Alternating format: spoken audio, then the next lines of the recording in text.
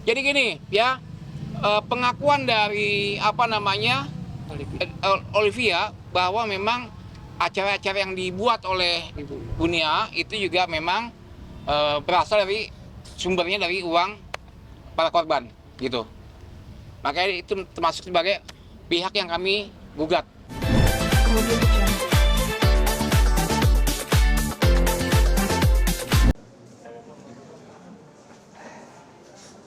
Yang diperkenalkan nomor 112 di 2026 PNJ Rizal dipersilakan untuk menggunakan ruang sidang 3.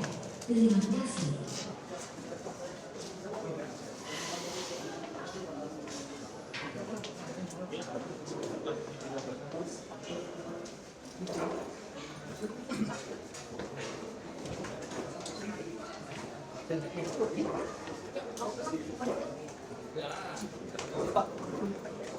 Ini.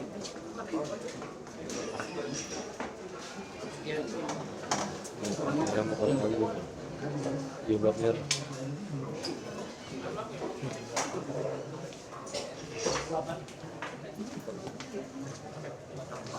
Ada kan?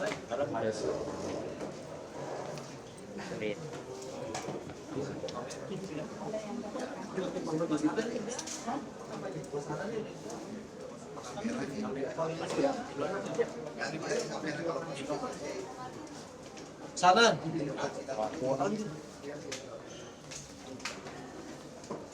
Pak, mohon maaf itu kuasa satu. Kuasa satu, korban 3.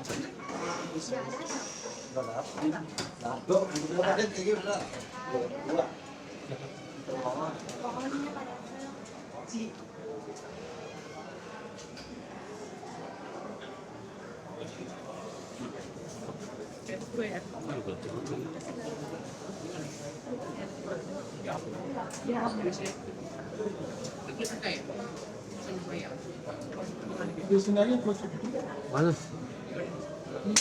Ini Pak. Oh iya ya. Ya. Oke, Bang Adil. Ya baik, hari ini adalah panggilan unmanning atau teguran eksekusi kepada Olivia Natania, kemudian Raffi Tilar dan Nia Deniati. Kemudian tadi unmanning dipimpin oleh Ketua Pengadilan Jakarta Selatan, Pak Agus Sahyar. Nah, Pak Ketua Pengadilan sangat teliti sekali untuk memeriksa semua berkas kami, termasuk misalkan surat kuasa kami yang berjumlah 179 orang. Nah, kemudian tanyakan juga oleh Pak Ketua, ini perkara udah berapa lama? Kami bilang udah 4 tahun lebih. Kaget gitu ya. Ditanya lagi kemudian apakah ini termohonnya sudah lepas dari penjara? Udah keluar Pak tahun lalu. Nah, jadi memang pada hari ini itu adalah teguran yang diajukan kepada teman eksekusi itu untuk segera membayarkan uang milik korban CPNS senilai 8,1 miliar. Begitu. Tadi berjalan mediasi seperti apa? Memang tadinya harusnya dihadirkan dari pihak Nia dan kawan-kawan. Ya, jadi panggilan tadi sudah dikirimkan kepada 3 termohon tersebut, Olivia, Rafli, dan Nia Deniati. Namun memang sampai tadi tunggu sampai mediasi dimulai, belum ada yang datang, walaupun panggilan sudah sah, ya diterima oleh para termohon eksekusi, begitu. Dan memang kemudian ditanyakan juga tentang bagaimana seandainya kalau misalnya ini teman eksekusi tidak hadir di panggilan ini. Kami bilang bahwa kami sudah punya Pak data aset-aset yang dimiliki oleh Nia Deniati, Olivia, dan Raffi Tilar yang bisa kita sita atau blokir, baik berupa harta bergerak dan harta tidak bergerak, gitu ya. Misalnya rumah dan rekening. Termasuk juga kami sudah berkirim surat kepada Menteri Lapas ya dan Imigrasi karena si Rafli itu kerja sebagai sipir di penjara Nusa Kambangan, agar nanti honornya dia, gaji dia, upahnya dia itu diblokir ya untuk melakukan pembayaran kepada para korban gitu.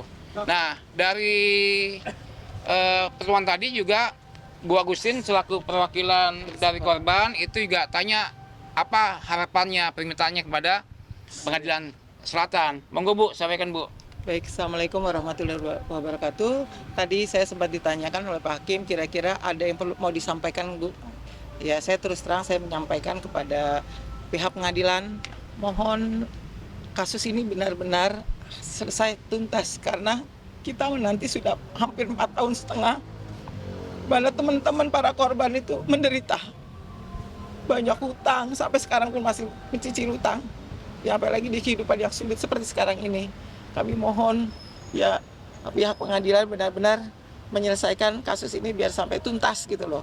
Ya, beliau menyampaikan dia akan seprofesional mungkin akan menyelesaikan sesuai dengan prosedur yang ada gitu. Ya, intinya saya sekali lagi mohon ya mungkin dengan adanya kamera ini juga bisa didengar oleh keluarga dari Olivia. Mohon segera menyelesaikan apa yang menjadi tanggung jawabnya. Kembalikan uang para korban sejumlah kurang lebih 8,1 M. Ya, karena hutang itu sekali lagi dibawa mati. Harta tidak ada artinya setelah kita mati. Ya, tidak berarti apapun. Tapi namanya hutang akan dibawa mati. Itu aja saya mohon sekali lagi kerelaan, keikhlasan dari keluarga Olivia, Bu Nia Deniati dan Rapli untuk segera ayo kita duduk bareng, kita mediasi bareng, selesaikan uang para korban dan urusan kita selesai. Itu saja. Terima kasih. Ya, tadi kan disampaikan juga sama Ketua Pengadilan bahwa walaupun si Olivia udah masuk penjara 3 tahun, nggak berarti kewajiban perdatanya kemudian uang pada korban itu hilang, enggak. Itu, dan kemudian juga kami sampaikan juga bahwa dari pihak teman eksekusi bukannya nggak mampu untuk kembalikan uang para korban, cuma memang tidak ada niat gitu kan. Kenapa nggak ada niat? Karena kami sudah menunggu ya selama 4 tahun, dan kemudian kami sampaikan juga bahwa kalian bisa bayar dengan cara mencicil gitu ya, tapi kan nggak lakukan juga. Yang aneh adalah ketika ada tawaran ya dari Ibu Nia ya, Bu Ausid ya, yang hanya membayar 500 juta saja. Ya nggak masuk akal dong gitu loh. Uang yang udah uang korban itu bukan uang mati, itu uang boleh minjam ya Bu ya. Dan jadi gini, perkara ini udah sangat luar biasa ya, penderitaan para korban dari mulai mesti sama pihak ketiga karena minjem uang. Yang kedua juga udah ada berapa orang gue yang meninggal dunia? Kurang lebih hampir 9 orang. Ada yang orang tua aja, ada yang korban sendiri juga ada. Ya mungkin ya sekali lagi kalau masalah umur ya di tangan Allah. Tapi kan ada sebab musabab. Bahkan wali kelasnya Olivia sendiri pun anaknya korban 2 orang meninggal. Karena stres banyak pikir, karena uangnya minjam. Bukan uang sendiri. Kalau uang sendiri masih nggak terlalu beban ya. Kalau pinjam kan kita harus melunasi ke orang lain. Itu saya tahu sendiri, dia sampai memang dia punya penyakit sama drop akhirnya sampai meninggal. Bahkan saya sampaikan waktu pertemuan dengan Olivia waktu di Polda, nih wali kelas kamu sampai meninggal dunia. Saya tunjukin makamnya, dia cuma nangis, cuma bilang minta maaf, itu aja. Oh, dia mungkin penawaran 5 juta dari Nia dan Niati itu kapan Pak terjadi Pak? Itu 4 tahun lalu. 4 tahun lalu. Terima Pak. Kita tolak karena memang ya nggak sebanding dong gitu loh. Ya. Tapi udah diterima 500 juta. Enggak. Baru menawarkan melalui kuasa hukumnya, Ibu Nia mau membayar sejumlah 500 juta. Ya kami korban ya tidak mau lah. Uang 500 kita mau baginya gimana? Korbannya kan 8,1 M, sejumlah 179 orang. Ya gimana kita membaginya? Ya. Dan ya mungkin kalau 5 M kali masih masuk akal lah, 500 juta. Ya, jadi akhirnya tadi Ketua Pengadilan bilang kami akan panggil lagi sekali lagi tanggal 4 Maret ya. Kalau kemudian nggak ada juga, ya udah langsung Bapak kirimkan kepada kami aset yang mau diblokir dan disita. Ya, artinya bahwa jangan berpikir bahwa